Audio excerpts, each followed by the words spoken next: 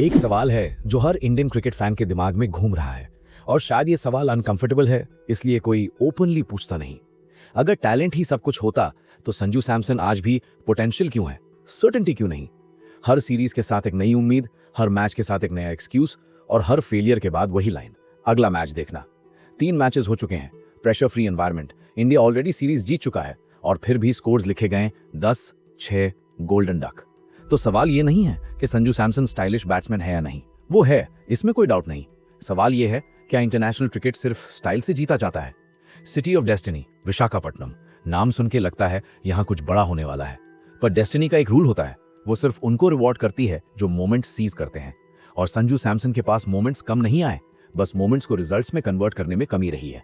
India ने गुवाहाटी में ही series seal कर ली, मतलब no pressure, no panic, no do और डाई सिचुएशन। इससे बेटर चांस किसी प्लेयर को नहीं मिलता।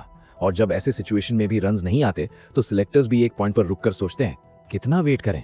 31 साल की एज में फ्यूचर प्रोस्पेक्ट का टैग काम नहीं करता। इस एज में प्लेयर्स मैच विनर होते हैं या फिर ऑप्शन लिस्ट में स्लाइड कर जाते हैं। और कंपटीशन वो किसी स्कूल टूर्नामेंट जैसा नहीं है।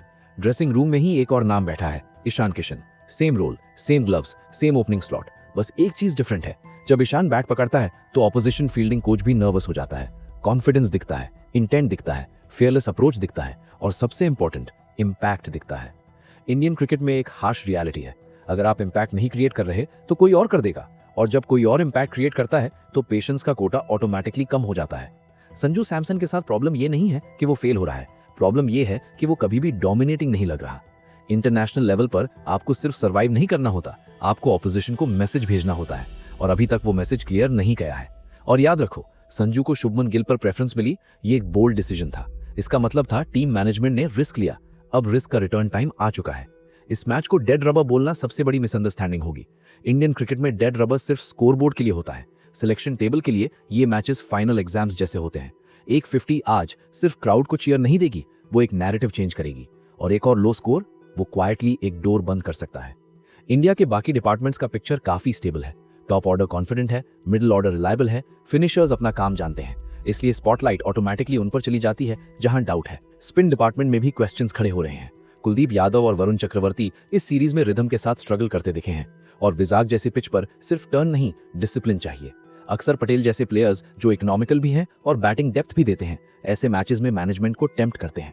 रवि बिश्नोई के पास पेस है, बाइट है और फियरलेस माइंडसेट है। ये वो टाइप के बॉलर्स हैं जो स्लो पिच पर भी गेम को इंटरेस्टिंग बना सकते हैं। और फिर बात आती है हार्दिक पांड्या की। हार्दिक सिर्फ एक ऑलराउंडर नहीं है, वो बैलेंस है, वो एटीट्यूड है, वो एक्स फैक्टर है। पर हार्दिक के साथ एक वर्ड हमेशा अटैच्ड रहता है, इंजरी। वर्ल्ड कप दूर नहीं है, शेड्यूल अनफॉरगिविंग है, तो क्या इंडिया रिस्क लेगा या हार्दिक को रेस्ट देकर फ्यूचर के लिए प्रिजर्व करेगा? ये डिसीजन सिर्फ एक प्लेयर के बारे में नहीं होगा, ये डिसीजन फिलॉसफी बताएगा। क्या इंडिया हर मैच जीतना चाहता है या सबसे इंपॉर्टेंट मैच जीतना चाहता है? सीरीज जीतने के बाद फ्रिंज प्लेयर्स के लिए ये रेयर अपॉर्चुनिटी होती है। श्रेयस अय्यर जैसे प्लेयर्स के लिए ये मैच एक रिमाइंडर हो सकता है, I still belong here. Confidence international cricket में करेंसी जैसा होता है, आज कमा लिया तो कल प्रेशर कम लगता है। न्यूजीलैंड के लिए ये सीरीज एक स्ट्रगल स्टोरी रही है। बैटिंग ऑर्डर बार बार एक्सपोज हुआ है, start slow, middle overs messy, और जब एक टीम बार बार फिलिप्स और सैंडनर पर डिपेंड करने लगे तो वो सिग्नल होता है कि सिस्टम क्रैक कर रहा है। बॉलिंग यूनिट भी इंडिया के एग्रेसिव इंटेंट के सामने फेल हुई है। मिडिल ओवर्स में कंट्रोल मिसिंग, डेथ ओवर्स में क्लैरिटी मिसिंग, और इंडिया जैसी टीम के खिलाफ ये मिस्टेक्स अफोर्ड नहीं की जा सकती। लोकी फर्गसन एक होप है, फास्ट, एक्यूरेट, इंटिमिडेटिंग। अगर वो पावर प्ले में विकेट्स निकाल लेता है तो मैच थोड़ा इंटरेस्टिंग हो सकता है, पर अगर नहीं तो सिटी ऑफ डेस्टिनी एक और ब्लू सेलिब्रेशन देखेगा। विजाग की पिच डिसेप्टिव है, शुरू में इजी लगती है, फिर धीरे धीरे टफ होती आती है। स्पिनर्स रेलेवेंट हो जाते हैं, टाइमिंग मुश्किल हो जाती है, और ड्यू सब कुछ कॉम्प्लिकेट कर देता है। टॉस एक फैक्टर है, पर एग्जीक्यूशन बिगेस्ट फैक्टर है, और ऐसे मैच में सबसे ज्यादा स्पॉटलाइट वापस वहीं जाती है, संजू सैमसन। आज का मैच न्यूजीलैंड के खिलाफ कम है, आज का मैच एक्सपेक्टेशंस के खिलाफ ज्यादा है। आज संजू सिर्फ बॉलर से नहीं लड़ेगा, आज वो अपनी इमेज से लड़ेगा, आज वो अपने पास से लड़ेगा, और कभी कभी सबसे टफ अपोनेंट आपका नाम ही होता है।